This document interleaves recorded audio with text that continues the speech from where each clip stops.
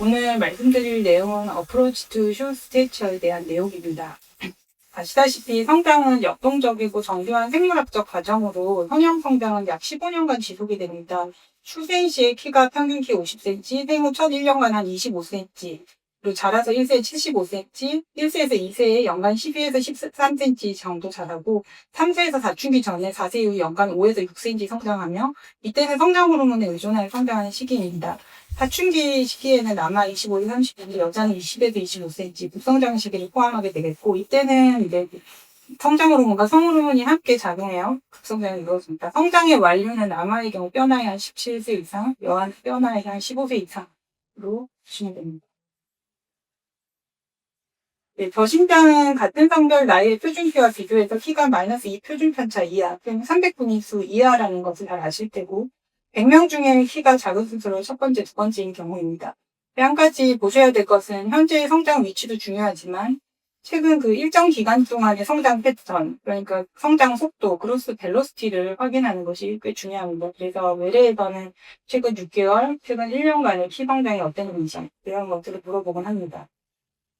저신장의 원인으로는 전통적으로 이제 우리가 아시는 정상변이 저신장, 특발성 저신장이라고도 하고 여기에 체질성 성장지연이나 가죽성 저신장이 있겠고 1차성 성장장애로는 염색체 이상이나 대표적인 터너 증후군, 또 디어 강야식, 부당경량화, 볼 연골 유형성증, 또 그런 신드롬, 프라드윌리나 누나는 신드롬 같은 경우가 있습니다. 2차성 성장장애로는 영양결핍, 만성질환, 내분비 질환, 대표적으로 성장호르몬 결핍이나 갑상선 저하증, 그룹병, 또 이제 약물로 인한 스테로이드 과다 투여나 이런 것들이 성호르몬 과다 투여 이런 것들이 있습니다. 네, 하나씩 보시면 체질성 성장 지연은 만 나이에 비해서 골성숙이 지연되어 발생하는 정상적인 현상이고 대부분 유전력, 가족력에서 갖추는 경향이 있고 성장판 나이가 만 나이에 비해 2, 3세가 적습니다. 사춘기가 2, 3년 늦게 나타나면 사춘기 급성장으로 최종 신장은 정상입니다. 그리고 가죽성 저신장은 어린이와 부모 모두가 작습니다. 연간 성장 속도는 정상이지만 비교적 작고 성장판 나이는 실제 나이와 일치합니다. 사춘기는 정상 시기에 시작하면 사춘기 급성장이 있으나 비교적 작습니다. 부당경량화는 이제 출생 체중 또는 키가 성별 및 임신 기간의 평균보다 마이너스 2 표준편차 미만 또는 300분위 수 미만의 경우 1, 2년 내에 따라잡기 성장을 하지만 여기서 10에서 20% 아이는 따라잡기 캐치업 그로스가 되지 않아서 성인까지 작은 키를 갖게 됩니다. 이런 아이들은 사춘기가 일찍 시작하는 경우가 많고 또 사춘기의 속도가 빨라서 성장 시기가 짧은 경우도 또 많습니다.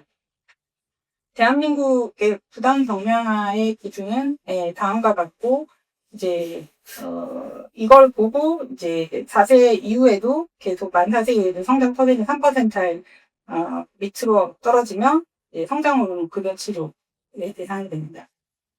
염색체 이상은 아시다시피 터너 증후군이 굉장히 많고, 이제, 사실, 터너 증후군이 의외로 또 키가 항상 4% 미만이 아니라 5에서 10% 아니라 심지어 10에서 20% 모자이크 증도 꽤 있고, 또 생리를 하는 경우도 있고, 하기 때문에 이제 잘 체크를 해야 합니다. 전형적인 터너는 바로 보면 알 수 있지만 그렇지 않은 경우도 많기 때문에 그런 것도 자세히 봐야 할 것 같습니다. 또 눈화 증후군도 있을 수 있습니다. 네, 성장 호르몬 결핍증은 키가 100명 중에 세 번째보다 작으면 1년 동안 키가 굉장히 4cm 미만으로 크며 둥근 얼굴과 복부 비만, 작은 을경이 있고 볼 연령이 만 나이에 비해 많이 지연되어 있습니다. 성장 호르몬 유발 검사 최고 농도가 10 미만으로 나타납니다. 그래서 성장 진료가 필요할 때는 키가 성별과 또래에 비해 3등 미만인 경우 1년에 4cm 이하로 자랄 때, 출생 시 키 또는 체중이 300분위수 미만일 때, 또한 그런 만성질환, 만성심질환, 심장, 또 장질환, 항암치료 받았던 적이 있는 경우, 미드라인 디펙트가 있는 경우에도 이제 검사가 필요합니다. 저신장, 오셨을 때 이제 검사를 할 때, 1차 검사는 보통 이제 당연히 현재 성장 위치와 성장 퍼센타일, 그리고 이제 성장 속도를 체크해야겠고, 기본적으로 볼 연령을 측정을 하고, 또 혈액 검사에는 이제 IGF-1과 나머지 빈혈, 전해질, 간, 신장 검사, 갑상선 등을 체크합니다. 여자의 경우에는 3% 미만인 경우 반드시 염색체 검사를 시행을 해야 합니다. 또 성장판 검사 같은 경우에는 성장판이 열려있나만 보는 검사가 아니라 뼈의 성숙도나 연대별 보라의 패턴이나 여결령 대비 빠른지 느린지 또 이상 소견 없는지를 보통 체크를 하겠습니다. 네. 성장 호르몬 자극 검사 같은 경우에는 이제 병원에서 이제 2박 3일 기준으로 입원을 하고 성장 호르몬 결핍증을 진단하는 검사인데 자정에 금식을 하고 다음날 아침 기저 혈액을 채취 후에 성장 호르몬 분비를 자극하는 약물을 주사하거나 약물을 복용하거나 그래서 2시간에 걸쳐서 30분 간격으로 성장 호르몬을 측정합니다. 적어도 2가지 이상의 자극 검사를 시행 성장 호르몬 최대치가 10 미만일 때 성장 호르몬 결핍증을 하겠고 네, 키가 이렇게 작은 친구 10세 2개월 하나고 네, 골 연령도 어렵고 여결령이 10세인데 골 연령이 8세 9개월이었고 검사를 했더니 픽 GH가 5.54로 성장호르몬 결핍이 진단이 됐습니다. 그래서 MRI 검사와 또 성장호르몬 치료 고려합니다. 저신장의 치료는 원인 질환에 따른 치료와 또 우리나라 성장호르몬 치료의 적응증, 특발성 저신장 빼고는 나머지 질환들은 다 이제 성장호르몬 급여가 되겠고 또 의학적 치료를 할 수 있습니다. 그래서 이제부터는 앞에서 말씀드린 내용은 우리가 전통적으로 아는 그런 성장 관련한 내용들을 말씀드렸고 이제부터는 그런 유전성 저신장 관련해 우리가 좀 뭔가를 더 체크를 해봐야 하는지 살펴보도록 하겠습니다.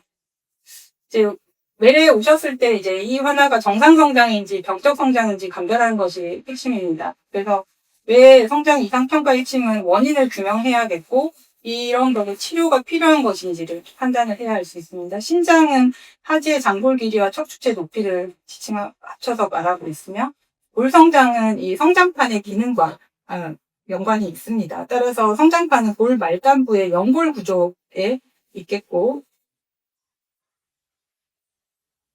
네, 선형 성장은 성장판 연골 형성, 그러니까 콘드로제네시스의 결과가 됩니다. 따라서 성장 조절의 핵심은 성장판 기능이고 이 콘드로사이트의 프롤리퍼레이션, 하이퍼트로피가 굉장히 중요하겠고 이 그로스를 억제하는 요인은 콘드로사이트가 증식과 비대가 뭔가 다른 요인들로 인해서 억제가 된다면 성장이 억제가 됩니다. 그래서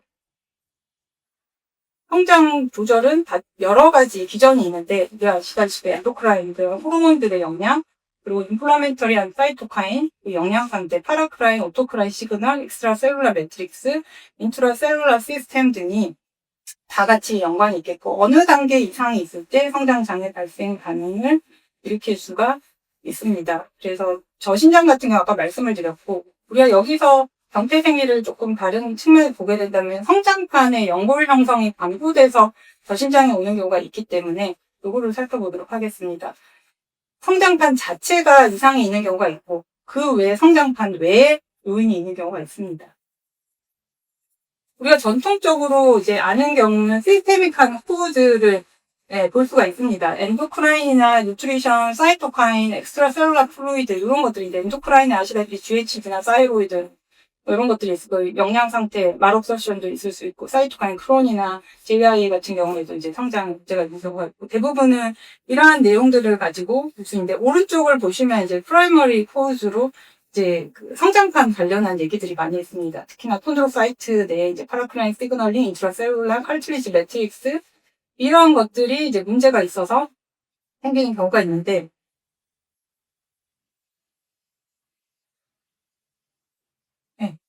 이러한 경우가 생길 수 있는데 FGFR3 변이 같은 경우는 연골세포 증식을 억제하겠고 쇼크스 이상은 성장파 구조 문제, 라스마테스레이는 세포신호 전달 이상 등을 일으킬 수가 있겠습니다. 제가 좀 쉽게 설명을 드리면 이제 그로스 플레이트를 이제 성장판 공장이라고 본다면 이 성장판 공장 같은 경우는 여러 컨트롤 시스템의 지시를 동시에 받습니다. 엔도크라인 시그널 같은 경우에는 이렇게 중앙 공사에 지시하는 성장 호르몬, 갑상 호르몬, 성호르몬 등을 이제 본사에서 내려오는 이건 지시라고 본다면 뭐 예를 들어 생산량을 늘려라, 속도를 조절해라, 갑상 호르몬 쉽게 설명드리다가 이런 역할을 한다고 보겠고 또 인플라멘터리 사이토카인, 인플라메이션은 이머전시 알람이죠. 그러니까 비상 경보 시스템 같은 경우, 그러니까 만성 그런 염증 질환 같은 것들이 있을 때 알람이 있으면서 이제 성장보다는 이제 질환 자체 이제 생존을 위해서 이제 성장이 아무래도 억제가 되겠죠. 이런 염증 인플라멘터리 사이토카인들이 막 작용을 하면서 네, 그렇게가 됐고, 뉴트리션 같은 경우에도 이제 음식이나 프로테인, 에너지, 미네랄 이런 것들이 너무 심하게 결핍이 되거나 하면 원자재 공급이 안 되니까 이런 것들이 성장이 억제가 되겠고요. 파라크라인, 그러니까 성장 호르몬 문제는 아닌데 성장 호르몬 분비는 되는데 파라크라인, 오토크라인 같은 경우에는 그런 공장 내부의 제어 시스템이 뭔가 문제가 생겨서, 그래서 FGFR3 같은 경우에도 이제 공장 내부 자동 제어 장치인데 그런 생산 속도를 미세하게 조정하고 세포 중식을 조절해야 되는데 그게 문제가 생겨서 이제 그런 컨트롤 사이트 프로리퍼레이션이 제대로 안 된다든가 이런 것들이 있겠고요. 엑스트라셀룰러 매트릭스 같은 경우에는 이제 공장 그런 구조물, 공장 건물 구조가 뭔가 이렇게 튼튼하지가 못해서 기능을 제대로 못하는 거죠. 그러면서 공장 가동이 제대로 안 되고 생산 라인이 뭔가 불안정하니까 이제 성장이 제대로 안 된다고 보시면 되겠고, 또 세포 내에 그런 시스템 같은 인트라셀룰러 시스템에 문제가 있는 경우에는 그런 공장 프로그램, 공장 소프트웨어 이런 것들에 문제가 생겨서 이제 러스마크나 뭐 쇼프나 이런 게 이상이 생겨서 이제 성장이 제대로 안 된다. 그러니까 쉽게 풀어서 그냥 설명을 하자면 대략 이렇게 보시면 될 것 같습니다. 그래서 우리가 이디오패식 쇼스테이터라고 한다면 다른 명확한 원인이 배제된 저신장으로 우리가 전통적으로 잘 알고 있습니다. 정상 출생, 정상 신체, 만성 전신질환 없고 뭐 다른 정신과 문제 없고 정상 영양 내분비 이상 없는데, 최근에 차세대 양비설 분석이 굉장히 발전하고 있고 저신장 원인에 대한 이해가 많이 변화되고 있습니다. ISS 환자의 상당수가 그냥 특발성으로 그냥 묶여서 했던 것들이 유전질환, 그러니까 단일 유전자 이상으로 많이들 밝혀지고 있습니다. 실제 저신장 환자 814명을 대상으로 NGS를 분석했는데 361명에서 병적 변이가 확인됐고 총 121개의 유전자 이상이 발견됐습니다. 가장 흔한 원인이 라스페시 같은 경우이고 저신장과 추가 임상 표현형이 동반 시에 그런 모노제닉한 포즈가 높아진다고 알려져 있습니다. 특히나 스켈레탈 디스플라지아나 페이셜 디스모피즘, 인텔렉츄얼 디스어빌리티 이러한 것들이 있을 때 우리가 조금 더 관심 있게 봐야 하지 않을까 싶습니다. 그리고 뒤에도 설명하시겠지만 그 성장 호르몬 치료 중 SGA, SS 환자 SGA가 있는 저신장 환자들 176명을 유전으로 분석했는데 176명에 74명, 즉 거의 한 42%면 절반 좀 안 되게 유전 원인이 확인됐고 카트리지 매트리스 디펙트가 23%로 가장 흔했고 그 외에 이제 실버 러셀이나 성장 호르몬 쇼크 디피션시 이러한 것들이 원인일 수가 있었습니다.